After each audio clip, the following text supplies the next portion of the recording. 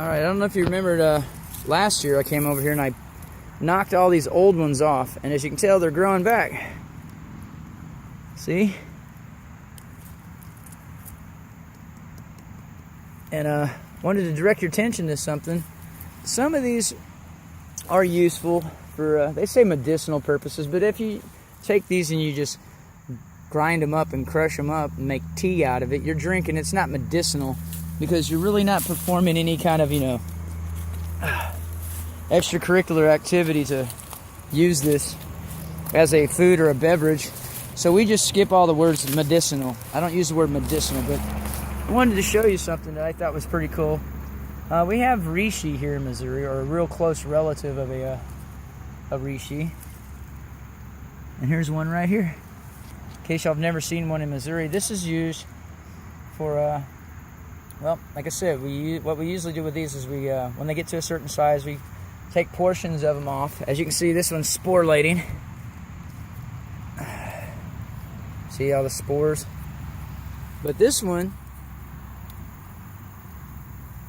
is actually a close relative to the Reishi, and it's used for herbal. This is actually called an herb.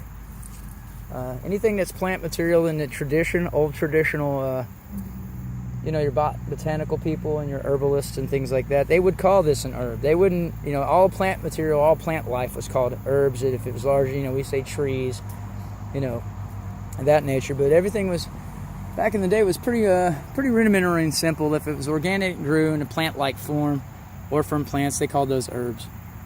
So a lot of these plants are listed in these old, archaic, especially people that rely on religions that live a long time. They're living to be 100, 110. They're still doing backflips at 90. This is the kind of stuff they use. So this one right here is, like I said, is a member of the Reishi family. And I've only seen 2 of these. It's nice to know this one's here.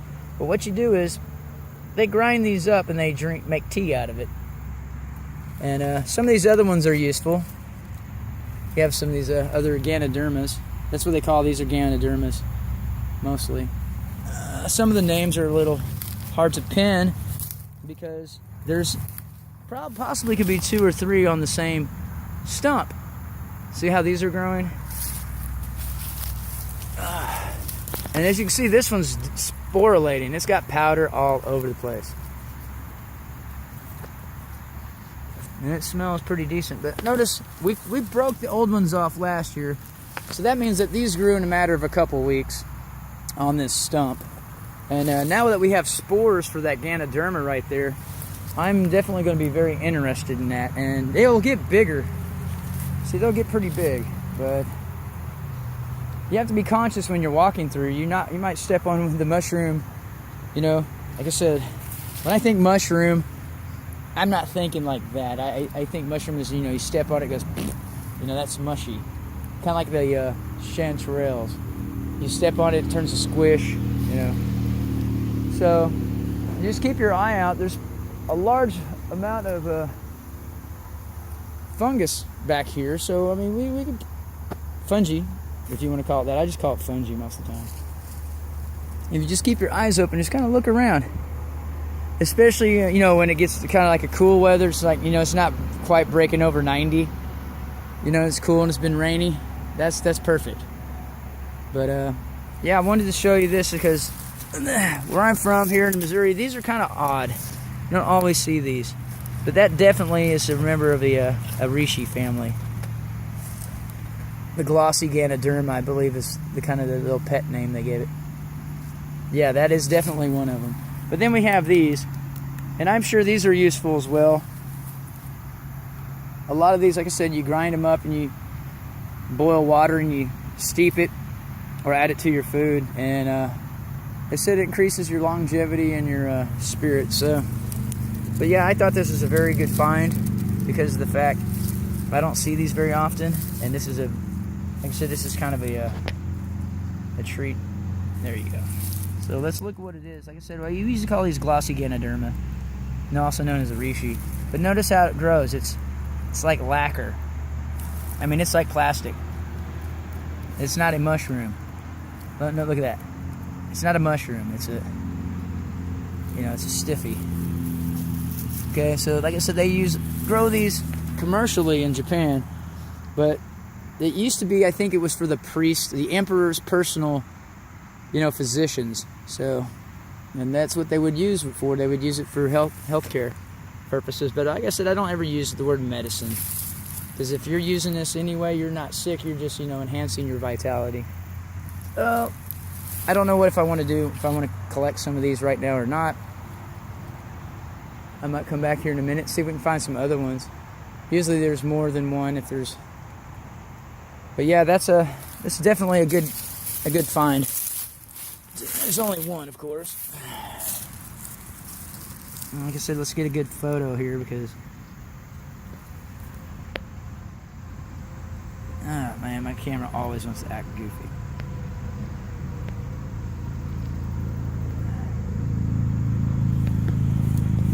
Glossy Ganaderma, yep. Trying to get a good shot at this. Let's see here. My camera's acting goofy.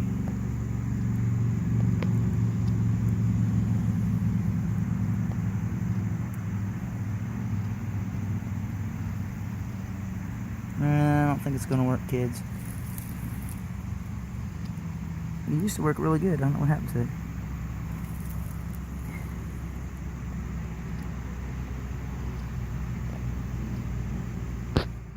Oh well. Okay, so in a nutshell, here's what it looks like. That's the underside.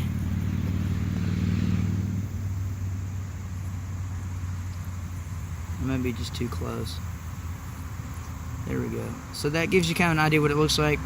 And like I said, it's technically classified as an herb in some cultures, but it's it's not a mushroom. It's pretty stout. It feels kind of like I said, lacquer or plastic or something. But you can take the spores off of these and sporulate you some other objects, and hopefully it'll grow if you know how to do the culture. And then put it in a large, they have a kit or a style how to do this if you want to grow this at home. But I usually don't mess with that because, like I said, I have a good resource for this stuff. But there you go, Glossy Ganaderma. I seen one of these last year, but it was destroyed. So probably what I'll do is I'll come back here and get this later. But they usually grow about this big around. So this one ain't quite full form, full size. It might not grow that large. But yeah, they do grind this up, keep the spores, and then they try to inoculate another tree or something. When they grow these, basically they cultivate them. But yeah, they grind these up and use them in coffees and teas and cooking ingredients and stuff. So apparently it's supposed to be pretty good for you. Anyhow, we got all these big ones over here too. So, and yes, all these conch style ones are useful.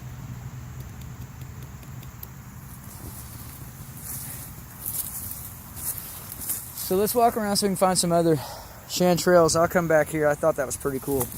A good find for us for the day. Lucky herb.